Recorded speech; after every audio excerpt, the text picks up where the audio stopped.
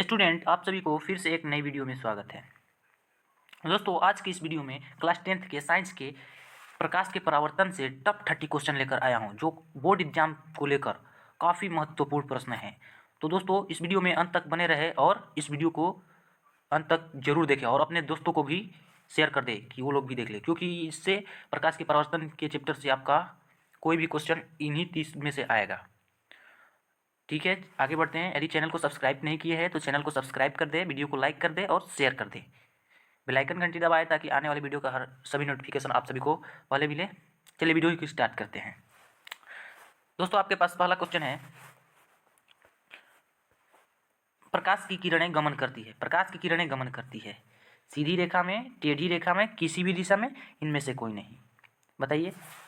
ध्यान रखिए स्टूडेंट, आपका right answer option number A होगा, सीधी रेखा में। प्रकाश हमेशा सीधी रेखा में गमन करती है।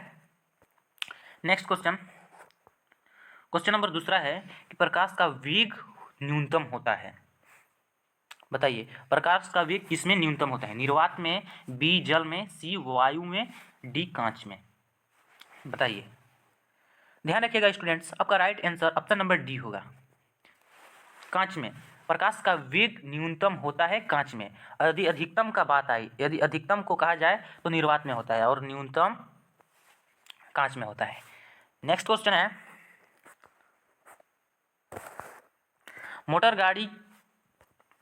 गाड़ी के चालक के सामने लगा रहता है। मोटर गाड़ी के चालक के सामने लगा रहता है समतल दर्पण, बी उत्तल दर्पण, सी अवतल दर्पण, डी उत्तल लेंस। बताइए फ्रेंड्स, आपका right answer option number B होगा। मोटर गाड़ी के चालक के सामने लगा रहता है हमेशा उत्तल दर्पण, ध्यान रखिएगा। नेक्स्ट क्वेश्चन है, मोटर कार के हेडलाइट में किसका प्रयोग होता है? समतल दर्पण का होता है, उत्तल दर्पण का होता है, अवतल दर्पण का होता है, उत्तल लेंस का होता है।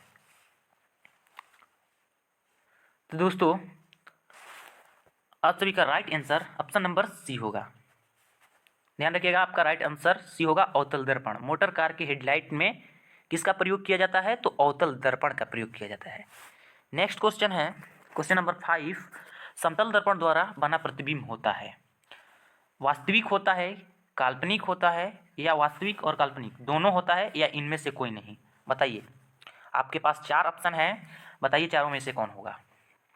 ध्यान रखिएगा फ्रेंड्स, आपका right answer option number B होगा, समतल दर्पण द्वारा हमेशा काल्पनिक प्रतिबिंब बनता है।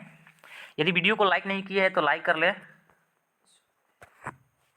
नेक्स्ट क्वेश्चन है आपका, लेंस की क्षमता का एसआई मात्रक होता है। लेंस की क्षमता का एसआई मात्रक होता है डायप्टर, ल्यूमेन, लक्स, एंगस्ट्रम। बताइए स्टूडेंट, आपका right answer option number A होगा, डायप्टर। डायप्टर लेंस का क्षमता का एसआई मात्रक डायप्टर होगा, ध्यान रखिएगा। नेक्स्ट क्वेश्चन की तरफ चलते हैं। क्वेश्चन नंबर 7 है, प्रकाश की किरणों का पथ दर्शाने वाला चित्र, प्रकाश की किरणों का पथ दर्शाने वाले चित्र को कहा जाता है, क्या कहा जाता है? किरण आरेख, फोकस, किरण पुंज, या इनमें से सभी?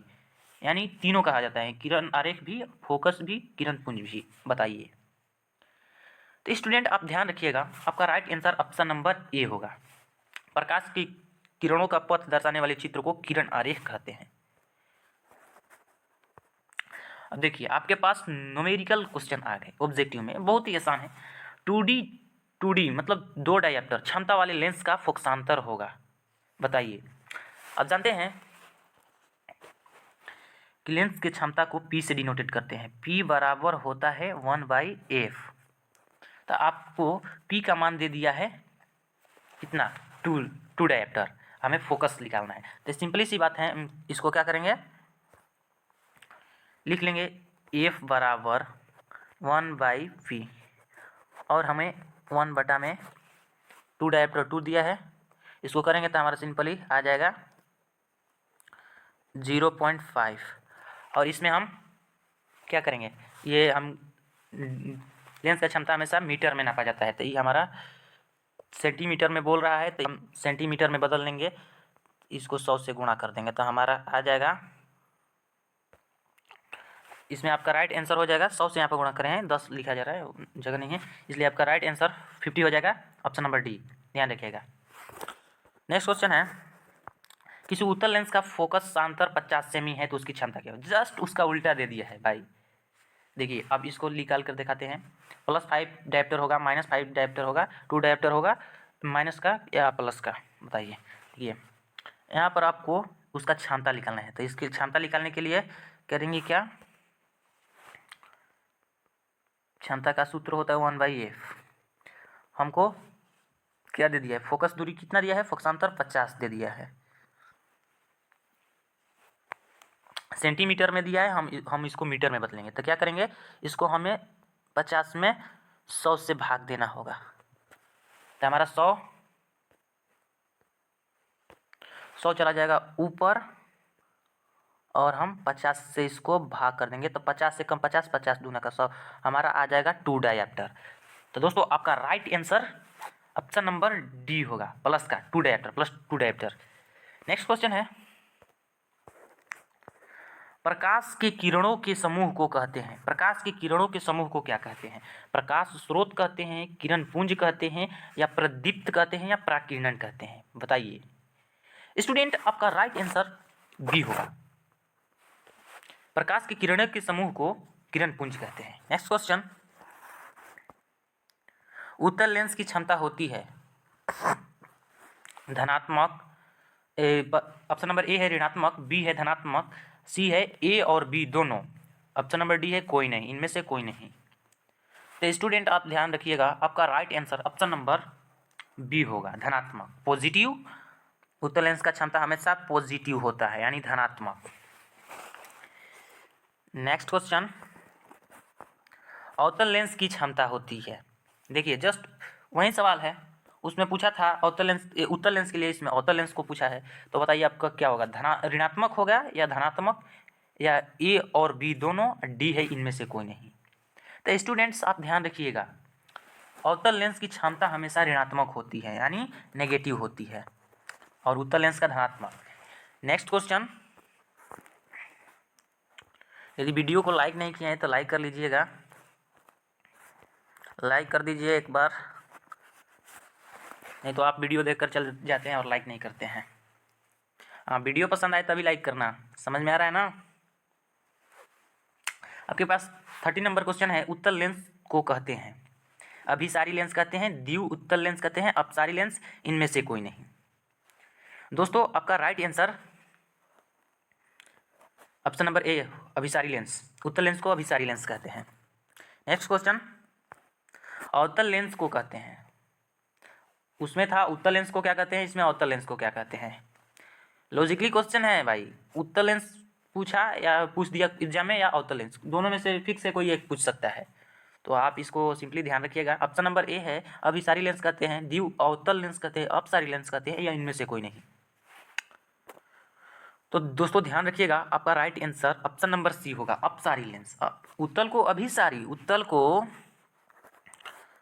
को अभिसारी कहेंगे, लेकिन अवतल लेंस पूछेगा क्या कहते हैं इसको, तो अपसारी हो जाएगा, अपसारी। नेक्स्ट क्वेश्चन, निम्न में से कौन सा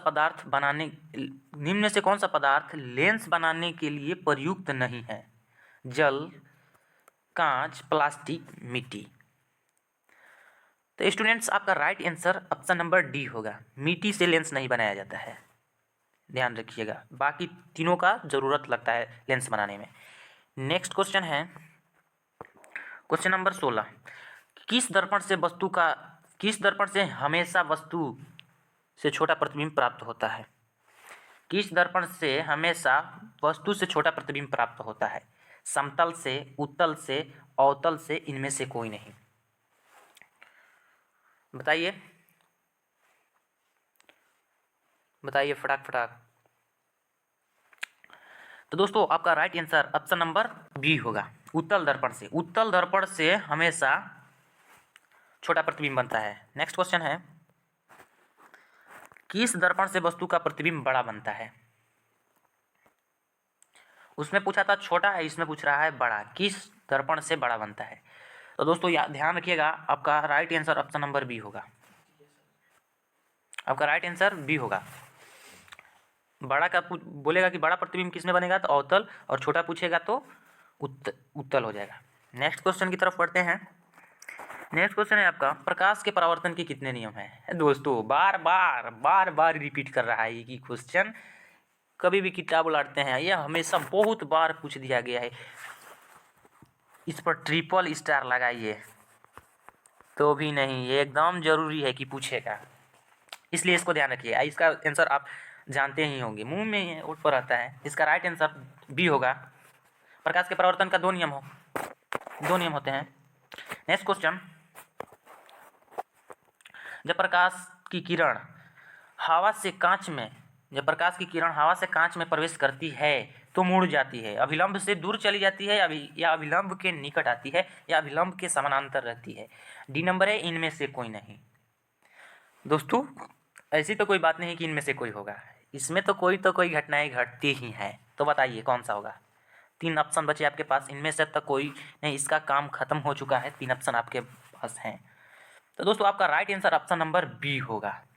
जब प्रकाश की किरणें हवा से कांच में प्रवेश करती है तो अभिलंब से निकट आ जाती है, अभिलंब की ओर चली जाती है। नेक्स्ट क्वेश्चन, फोटोग्राफिक कैमरे का अभिदृश्यक होता है उत्तल लेंस, अवतल लेंस, उत्तल दर्पण, अवतल दर्पण। फोटोग्राफिक कैमरे का अभिदृश्यक होता है। स्टूडेंट याद रखिएगा, आपका right answer option number A होगा। नेक्स्ट क्वेश्चन,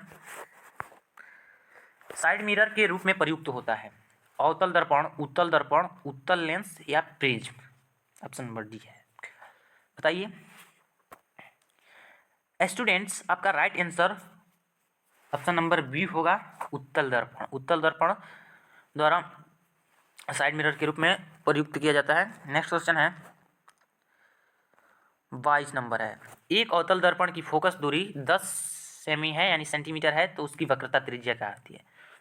दोस्तों आपको तो ये मालूम ही होगा, फोकस दूरी और वक्रता त्रिज्या में संबंध क्या होता है। पहले यही देख लीजिए, R = 2f, यही संबंध होता है। तो आपसे क्या वक्रता त्रिज्या पूछ रहा है, आपको कितना सेंटीमीटर, 10 सेंटीमीटर फोकस दूरी दे दी गई, इसी पर फिक्स कर देना है इसको। R बराबर क्या हो जाएगा, 2 दिया है इसमें हमको, f का मान, फोकस दूरी का मान 10 दिया, इसको रख देना है, 10 दूनी का 20 सेमी हमारा त्रिज्या हो जाएगा, वक्रता त्रिज्या था। इसमें आपका right answer option number B हो जाएगा।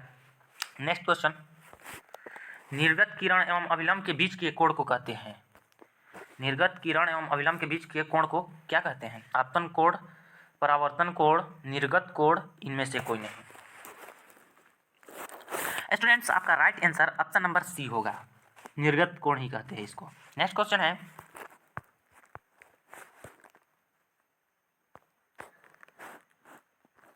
सरल सूक्ष्मदर्शी में किसका उपयोग होता है। सरल सूक्ष्मदर्शी में किसका उपयोग होता है, अवतल दर्पण का, उत्तल दर्पण का, अवतल लेंस का, उत्तल लेंस का।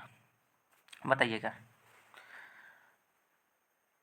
बताइए स्टूडेंट्स, आपका right answer option number D होगा, उत्तल लेंस का उपयोग किया जाता है सरल सूक्ष्मदर्शी में। नेक्स्ट क्वेश्चन है, किस लेंस के द्वारा काल्पनिक प्रतिबिंब तनता है। यहाँ पर गलती हो गया है, यहाँ पर होना चाहिए बनता है, यहाँ पर गलती हो गया, यहाँ पर रहेगा बनता है।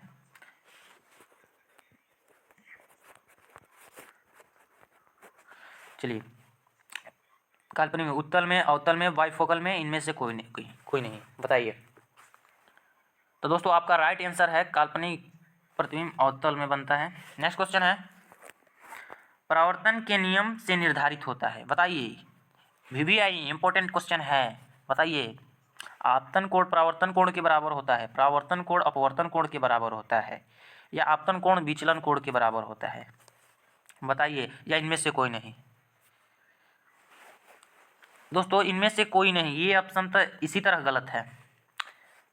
ऐसी तो कोई चीज़ नहीं कि इसमें कोई निर्धारित नहीं होता, निर्धारित होता है। आपतन कोण परावर्तन कोण के बराबर, ये भी गलत है। परावर्तन कोण या बराबर अपवर्तन कोण, ये तो हमें, ये भी गलत है, क्योंकि ये तो हमें अपवर्तन के नियम को फॉलो कर रहा है। हमें क्या निर्धारित करना है, परावर्तन के नियम को निर्धारित करना है, ये बताना है। तो आपतन कोण बराबर परावर्तन कोण, ये आपका आंसर ऑप्शन नंबर ए सही होगा। आपतन कोण बराबर परावर्तन कोण, ये राइट आंसर है। नेक्स्ट क्वेश्चन की ओर बढ़ते हैं। काल्पनिक प्रतिबिंब होता है, सीधा होता है, उल्टा होता है या दोनों होता है? डी नंबर ऑप्शन है कोई नहीं। बताइए दोस्तों। स्टूडेंट्स, आपका right answer option number A होगा। Next question. अब ये नहीं समझिएगा स्टूडेंट कभी बोल रहा हूँ कभी दोस्त। तो आप पढ़ रहे हैं तो स्टूडेंट भी है और हमारे साथ पढ़ते हैं तो दोस्त भी हैं, तो इसलिए कुछ भी बोलता हूँ, ठीक है। वीडियो को लाइक नहीं किए हैं तो लाइक कर दें, ठीक है। चलिए नेक्स्ट क्वेश्चन की ओर चलते हैं। नेक्स्ट क्वेश्चन 80 नंबर है, 28 नंबर। कि लेंस में मुख्य फोकस की संख्या कितनी होती है, बताना है। 2 होते हैं, 1, 3 या कोई नहीं। तो स्टूडेंट ध्यान रखिएगा, आपका right answer option number A होगा। लेंस में हमेशा 2 फोकस होता है। नेक्स्ट क्वेश्चन 29 यानी 29 नंबर है। सर्च लाइट का अपवर्तक सतह होता है उत्तल, अवतल या समतल? कौन सा सतह होता है? उत्तल सतह होता है प्रवर्तक सतह, या अवतल, समतल या कोई नहीं? बताइए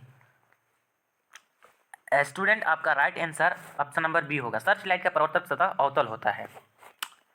नेक्स्ट क्वेश्चन है। दाढ़ी बनाने के लिए कौन सा दर्पण का प्रयोग किया जाता है? दोस्तों आप सभी ने भी दाढ़ी बनवाया होगा, वो अभी छोटे हैं, 10th क्लास में पढ़ते हैं। चलिए कोई बात नहीं है, आपके पापा जी जरूर बनवाते होंगे, ठीक है। दाढ़ी बनाने के लिए इसको याद रखिएगा, पापा से बताइएगा कि पापा जी दाढ़ी बनवाते हैं, पर आपके सामने कौन सा दर्पण होता है?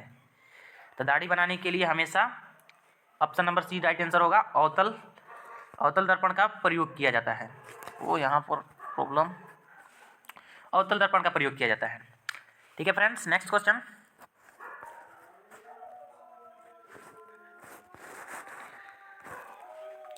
आपका तो टॉप 30 तो बीत चुका, खत्म हो चुका है। अब आपके पास 31 यानी एक्स्ट्रा क्वेश्चन एक आया है।